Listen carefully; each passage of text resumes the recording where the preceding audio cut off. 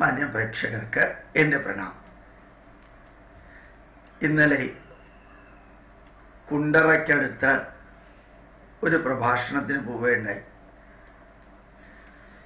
ആ സമയത്തായിരുന്നു പ്രഭാഷണം. വൈകുന്നേരം 5 മണിക്ക്. ആൾക്കാർ വളരെ കുറവായിരുന്നു. പിന്നീട് 6 മണിയോടടുത്ത് ധാരാളം വ്യക്തികൾ വന്നു. അതിന് മുമ്പിലത്തെ ദിവസം ഒരു സ്ഥലത്ത് പ്രഭാഷണത്തിന് പോയപ്പോൾ അവിടെ പ്രഭാഷകൻ വന്നില്ല. അദ്ദേഹത്തിൻ്റെ അടുത്ത ബന്ധു മരിച്ചു. അദ്ദേഹം പ്രഭാഷകൻ വരില്ല എന്ന് 1/2 മണിക്കൂർ മുമ്പ് അറിയിച്ചു. അതനുസരിച്ച് ഒരു തയ്യാറെടുപ്പ് നടത്താൻ സംഘാടകർക്ക് സാധിച്ചില്ല. വേറൊരു പ്രഭാഷകനെ കൊണ്ടുവരാനും സാധിച്ചില്ല. എന്ത് ചെയ്യണമെന്നറിയാതെ ഇരിക്കുമ്പോൾ സദസ്സിൽ നിന്നൊരാൾ ഒരു CD, ഭാരത സന്ദേശം എന്നൊരു CD, Indian Institute of Scientific ഹെറിറ്റേജിന്റെ CD ആണ്. അത് ഓഡിയോ CD ആണ്. അത് നേരെ ആ ഇലക്ട്രിക്കൽ സിസ്റ്റം കൺട്രോൾ ചെയ്യുന്നവരുടെ കൊടുത്തിട്ട് സംഘാടകരോട് പറഞ്ഞു, പ്രഭാഷകൻ വരാത്ത സ്ഥിതിക്ക് ഈ CD ഇടുക. എന്ത് സംഭവിച്ചാലും അതിൻ്റെ ഉത്തരവാദിത്തം ഞാൻ ഏറ്റെടുത്തോളാം. ഇത്രയും വലിയൊരു സദസ്സിലെ പ്രഭാഷണം നടത്താൻ ആളില്ല എന്ന് പറഞ്ഞ് അവരെ തിരിച്ചയക്കുന്നതിനേക്കാൾ നല്ലത് ഇതിടാനാണ് ഞാൻ സജസ്റ്റ് ചെയ്യുന്നതെന്നും പറഞ്ഞിട്ട് അദ്ദേഹം കൊടുത്തു. 1.25 മണിക്കൂർ ആ CD പ്ലേ ചെയ്തു. സദസ്സിലെ ഒരാളും കാര്യമായിട്ട് അനങ്ങിയില്ല. ഒരുപക്ഷെ ഒരാളും അനങ്ങിയില്ല എന്ന് എന്നോട് പറഞ്ഞ ആൾ പറഞ്ഞത് മുഴുവൻ എടുക്കണ്ട, കുറച്ച് പേര് ചിലപ്പോൾ എഴുന്നേറ്റ് പോയിട്ടുണ്ടാവും എന്ന് തന്നെ വിചാരിക്കാം. ബാക്കിയുള്ളവർ ആ പ്രഭാഷണം മുഴുവനും കേട്ടിട്ടാണ് പോയത്. അതിലെ കുറേ പേര് സംഘാടകരുടെ അടുത്ത് വന്ന് പറയുകയും ചെയ്തു, നമ്മുടെ യഥാർത്ഥ പ്രഭാഷകൻ വരാത്തത് നന്നായി. നമ്മുടെ നാടിനെ കുറിച്ച് ഇത്രയും കാര്യങ്ങൾ കേൾക്കാൻ സാധിച്ചു. അത് മാത്രമല്ല, പ്രഭാഷണത്തിന് വരുന്ന വ്യക്തിക്ക് വേണ്ടതായിട്ടുള്ള ആചാരാനുഷ്ഠാനങ്ങളും ബൊക്കെയും പൊന്നാടയും സ്വാഗതവും അങ്ങനെയുള്ളതൊന്നും വേണ്ടി വന്നില്ല.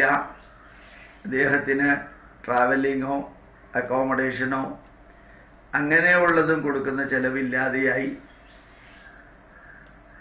ഒരു നല്ല CD, അവരുടെ ഭാഷയിൽ നല്ല CD, അത് കേട്ട് അറിയാനുള്ള കാര്യങ്ങളൊക്കെ അറിഞ്ഞ് പ്രസംഗം നടത്തിയ ആള് സ്റ്റേജിലുണ്ടെങ്കിലും ഇല്ലെങ്കിലും അത് കുറച്ചു നേരത്തെ ഒരു കാഴ്ച സുഖമേ ഉള്ളൂ. ബാക്കി മുഴുവനും കേട്ടതിൽ നിന്നാണ് പഠിക്കേണ്ടത്. അതുകൊണ്ട് കേട്ട് പഠിക്കാൻ വളരെയധികം സാധിച്ചതിൽ നന്ദിയുണ്ട് എന്ന് പറഞ്ഞിട്ടാണ് സദസ്സിലുള്ളവരിൽ പ്രഭാഷണ ശേഷം അവർ ചെയ്യുന്ന കാര്യങ്ങളൊക്കെ ചെയ്തത്. ഈ യൂട്യൂബിലെ സ്പീച്ച് കേൾക്കുന്ന എല്ലാവരോടും എനിക്ക് പറയാനുള്ളത്, നമുക്ക് എവിടെയെല്ലാം പ്രഭാഷണം നടത്തുമ്പോൾ CD ഉപയോഗിക്കാൻ സാധിക്കുമോ അവിടെ എല്ലാം അത് ഉപയോഗിക്കണം. അടുത്ത കാലത്ത് ഒരു അമ്പലത്തിലേക്ക് ഞാൻ പോയപ്പോൾ എഴുന്നള്ളിപ്പ് നടക്കുന്നു. അതിഗംഭീരമായിട്ടുള്ള എഴുന്നള്ളിപ്പ്. അമ്പലത്തിലെ പ്രദക്ഷിണം വെച്ച് ആന എഴുന്നള്ളിച്ച് വരുമ്പോൾ അവിടെ ഞാൻ കേട്ടത് അത്ഭുതകരമാം വിധത്തിൽ CD-യുടെ പഞ്ചവാദ്യമാണ്. അത് ശരിയോ തെറ്റോ എന്നല്ല. അകത്ത് ഒരാന, ആനയുടെ മുമ്പിൽ ചെണ്ടയും ചേങ്ങലയും എല്ലാം ഉണ്ട്. പക്ഷെ പുറത്ത് കേൾക്കുന്നത് മുഴുവനും CD-യിലുള്ള പഞ്ചവാദ്യമാണ്. വെറുതെ ഞാൻ ആലോചിച്ചു, ആ പഞ്ചവാദ്യത്തിൻ്റെ രീതിയിൽ ആൾക്കാരെ വിളിച്ചു വരുത്തിയിട്ട്, പഞ്ചവാദ്യം കൊട്ടുന്നവരെ വിളിച്ചു വരുത്തിയിട്ട് പഞ്ചവാദ്യം കൊട്ടണമെങ്കിൽ കുറഞ്ഞതൊരു 20,000 രൂപ 25,000 രൂപയാവും. ഇത് 50 രൂപയുടെ ഒരു CD കൊണ്ട് അമ്പലത്തിന് പുറത്തിരിക്കുന്നവർക്കും അകത്തിരിക്കുന്നവർക്കും പഞ്ചവാദ്യത്തിന്റെ എല്ലാ ഫീലിംഗും കിട്ടി. അതുകൊണ്ട് എല്ലാവരും ഇങ്ങനെ പഞ്ചവാദ്യം നടത്തണം എന്നല്ല. പഞ്ചവാദ്യത്തിന് ആളെ കിട്ടിയില്ലെങ്കിൽ, പ്രഭാഷണത്തിന് ആളെ കിട്ടിയില്ലെങ്കിൽ, നാദസ്വരത്തിന് ആളെ കിട്ടിയില്ലെങ്കിൽ, അതുപോലെ കച്ചേരിക്ക് ആളെ കിട്ടിയില്ലെങ്കിൽ, നമ്മുടെ അമ്പലങ്ങളിൽ ക്ഷേത്രവാദ്യങ്ങളും ക്ഷേത്രീയമായ കാര്യങ്ങളും ക്ഷേത്ര കാര്യങ്ങൾ പറഞ്ഞു കൊടുക്കാനുള്ള പ്രഭാഷണങ്ങളും എല്ലാം നടത്താൻ നമുക്കൊരു ആൾട്ടർനേറ്റീവ് എന്ന രീതിയിൽ അൾട്രാ മോഡേൺ ടെക്നോളജിയിലെ ഈ സംവിധാനങ്ങളും ഉപയോഗിക്കാൻ പറ്റണം. സാമ്പത്തികമായിട്ട് ഭാരം തീരെ ഇല്ലാത്ത ആ അമ്പലത്തിലെ ഉത്സവത്തിനും പ്രതിഷ്ഠാദിനത്തിനും ആഘോഷത്തിനും വേണ്ടി തന്നെ സജ്ജീകരിച്ചിരിക്കുന്ന സംവിധാനങ്ങൾ ഉപയോഗിച്ച് ചെയ്യാവുന്നതാണ് CD ഉപയോഗിച്ചിട്ടുള്ള പ്രഭാഷണങ്ങളും വാദ്യങ്ങളുമെല്ലാം. ആ വ്യക്തി സതീഷ് എന്ന് പറയുന്ന വ്യക്തിയാണ് യഥാർത്ഥത്തിൽ ഇങ്ങനെ ഒരു സജഷൻ കൊടുത്ത് യഥാർത്ഥ പ്രഭാഷകൻ വരാത്തപ്പോൾ CD പ്രഭാഷണം നടത്താനായിട്ട് CD കൊടുത്തത്. അങ്ങനെ നമ്മളുടെ ക്ഷേത്രങ്ങളിൽ ഗ്യാപ്പ് കിട്ടുന്ന സമയത്തിലെല്ലാം നല്ല നല്ല പ്രഭാഷണം, അത് അകത്തുള്ളവരോ പുറത്തുള്ളവരെ കേൾക്കട്ടെ, അടിപൊളി പാട്ടുകളോ അതല്ലെങ്കിൽ വികൃതമായിട്ടുള്ള പാട്ടുകളോ എല്ലാം വെച്ച് ആസ്വദിപ്പിക്കാൻ ശ്രമിക്കുമ്പോൾ അത് ഇന്നത്തെ കാലഘട്ടത്തിൽ അനുയോജ്യമാവുന്നില്ലെന്ന് മാത്രമല്ല, അത് കേൾക്കുന്നത് കൊണ്ട് വലിയ പ്രയോജനവുമില്ല.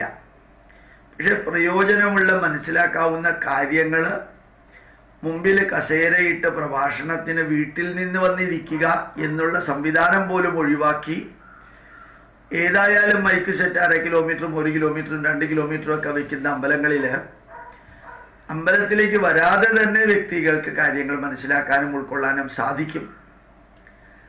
അതിനൊരു സംവിധാനമാണ് ഏറ്റവും ചെലവ് കുറഞ്ഞ രീതിയിൽ ഈ പ്രഭാഷണങ്ങൾ വയ്ക്കുക. അത് നമ്മളുടെ ഒരു ശീലമായി മാറണം. വളരെ അടിച്ചു പൊളിച്ച ശബ്ദത്തിലല്ല, കാര്യങ്ങൾ മനസ്സിലാക്കി കൊടുക്കാൻ. ഈവൻ നാരായണീയം വായിച്ചാൽ പോലും നാരായണീയം കേട്ട് മനസ്സിലാക്കുന്നവർ വളരെ കുറവായിരിക്കും. അതേസമയത്ത് പ്രഭാഷണങ്ങളാണ് വയ്ക്കുന്നതെങ്കിൽ രാവിലെയും വൈകുന്നേരവും സന്ധ്യാവേളയിലും എല്ലാം ഭക്തി നിർഭരമായിട്ടുള്ള വേദങ്ങളോ നാരായണീയമോ ഏത് വേണമെങ്കിലും വയ്ക്കാം. അല്ലാത്ത നേരങ്ങളിൽ ഈ അടിച്ചു പൊളിച്ച് പാട്ടുകൾ വയ്ക്കുന്നതിനേക്കാൾ ഭേദമെന്ന് തോന്നുന്നത് നന്മ നിറഞ്ഞ നല്ല നല്ല പ്രഭാഷണങ്ങൾ ധാരാളമുണ്ട്. വിവരങ്ങളും വിവരണങ്ങളും കൊടുക്കുന്ന പ്രഭാഷണങ്ങളുണ്ട്. അത് വെച്ച് നമുക്കൊരു പ്രഭാഷണത്തിൻ്റെ തന്നെ എഫക്റ്റ് ഉണ്ടാക്കാൻ സാധിക്കും. അതിൻ്റെ 1000-ലൊരംശം ചെലവില്ലാതെയാണ് അത് സാധിക്കുക എന്നുള്ളത് കൂടി ഓർമ്മിച്ച് ഇതേമാതിരിയുള്ള വഴിയിലേക്ക് നീങ്ങാൻ നമുക്ക് അനുഗ്രഹം ലഭിക്കട്ടെ എന്ന് പ്രാർത്ഥിക്കുന്നു. പ്രണാമം. നമസ്കാരം.